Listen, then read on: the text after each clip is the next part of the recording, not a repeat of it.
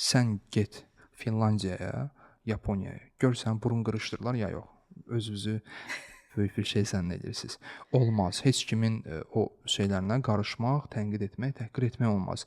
Sadəcə olaraq anlamaq lazımdır. Ərəb üçün ən gözəl qoxu olan ud, Azərbaycanlı üçün motal pendiri və corab qoxusudur. Və biz məsəl üçün ətir çox istifadə edirik də.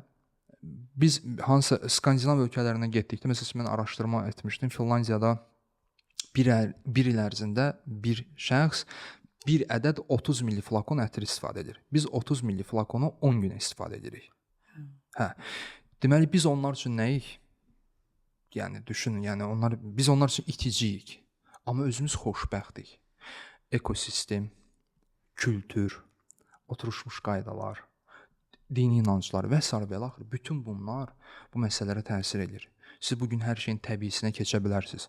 Amma təbii olan da yerli deyilsə, bunu həkimlər, təbiblər bəlkə daha yaxşı bilərlər. Yerli deyilsə, o belə sizdə problemlər yarada bilər.